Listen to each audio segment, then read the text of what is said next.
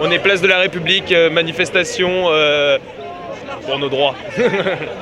Et ce qu'on veut, c'est la régularisation de tous les gens, de tous les gens scolarisés sans papier, que ce soit de la maternelle jusque dans le supérieur. Le but de notre manifestation, il a changé. Maintenant, on se bat contre les expulsions et la politique, entre autres, de Valls. Et on aimerait aussi la sanctuarisation de l'éducation. Sanctuariser l'école, c'est bien, mais c'est pas parce qu'on... Là, actuellement, on n'a plus le droit d'aller... plus le droit à une circulaire, ça limite ce que ça limite, mais c'est un peu... voilà. On n'a plus le droit d'aller chercher les gens en classe, mais on peut toujours les attendre à l'heure du goûter. Donc ça sert à rien, à mon avis. Vos parents, ils savent tous que vous êtes là. Oui, oui. Est-ce que vous êtes soutenu par vos parents, par exemple, toi aussi? Oui, Ils trouvent ça bien? Ils disent pas tes études, en première, t'as le bac à la fin de l'année. Si, mais ça veut dire je pense pas qu'en loupant un jour, je vais louper mon bac. C'est peut-être pas un jour, c'est peut-être 15 jours, c'est peut-être 20 jours. Je vais pas louper 15 jours de cours, c'est sûr. Mais louper un jour, ça va pas non plus me faire louper mon bac, je pense pas.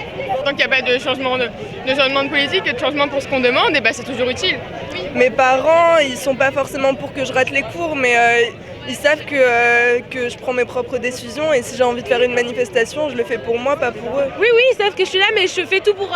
je travaille à côté pour compenser le fait que je vais pas en cours, mais voilà. Mes parents, ils sont très dans le même esprit que moi, j'ai été élevée comme ça, donc voilà, je sais qu'il faut être solidaire. Et je pense que de toute façon, le bac, il est là l'année prochaine, hein, donc c'est pas grave, il n'y a pas de problème.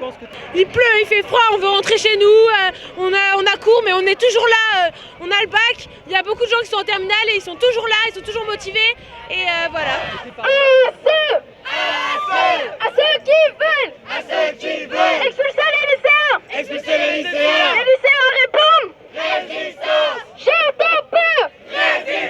On cherche des slogans vers un panneau et derrière on a montre. Il y a toujours le même slogan. Ah, la valse des enculés, c'est bien ça aussi. C'est pas mal ça, c'est pas mal. Il y a eu les vacances, donc effectivement, on sait que toujours après les vacances, il y a toujours une retombée, hein, il n'y a pas de surprise. Effectivement, là, les lycéens ont l'air un peu plus nombreux, plus mobilisés. Ça n'a pas forcément l'air d'être les mêmes en plus que mardi. On a des nouvelles comme quoi, ailleurs en France, ça bloque. Donc, oui, il y a peut-être un mouvement qui peut repartir assez fort. Je pense qu'on a été beaucoup sur l'émotion de l'expulsion de Ratchik juste avant les vacances. Et là, on est sur quelque chose d'un peu plus de fond. Ouais, ça a repris. Mardi, de toute façon, il pleuvait déjà. Et ça s'est jamais éteint en fait. On demande l'arrêt des expulsions lycéennes. On veut plus que les lycéens se fassent expulser. On veut que les lycéens aient droit à une éducation et qu'ils doivent être la même. Écoute, honnêtement, je ne sais absolument pas ce que ça peut devenir. Oui, parce que les flics étant quand même pas très malins puisqu'ils vont gazer et matraquer devant certains établissements ce matin, ils entourent les lycées pour repousser les bloqueurs loin de l'établissement. Et donc les enseignants ne peuvent pas discuter avec les élèves. Après les déclarations vraiment dégueulasses de Manuel Valls hier, honnêtement là, c'est pas étonnant qu'ils essaient de casser le mouvement parce qu'en fait ils ont bien compris que ça s'arrêterait pas. Là il y a tout Saint-Denis qui est bloqué. Et en fait il y a par exemple dans le lycée Éluard à Saint-Denis, là les mecs ils ont bloqué comme des oufs ce matin donc ils vont venir et là il y a 2000 personnes dans le lycée. Quand tu essaies de mettre un couvert sur une jeunesse qui est en ébullition, le couvert à un moment il va sauter. Et là en l'occurrence c'est exactement ce qu'on a. Donc Manuel Valls ça a beau dire qu'on est faible et qu'on lâchera le mouvement, c'est faux. Le mouvement c'est le creuset pour former une nouvelle jeunesse en fait. Ce genre de mouvement, ce genre de rassemblement de lycéens, ça nous fait grandir. Non seulement justement ça nous fait pour une fois se sentir utile à la société. J'ai plein de contacts dans plein de lycées maintenant. C'est bon, puis même on a des contacts auprès des syndicats. Il faut savoir quand même se faire entendre par d'autres moyens. Et aujourd'hui on essaie d'être indépendant, c'est pour ça qu'on a créé un nouveau mouvement, le MILI. Vous savez ce que c'est? Vous avez entendu parler du MILI?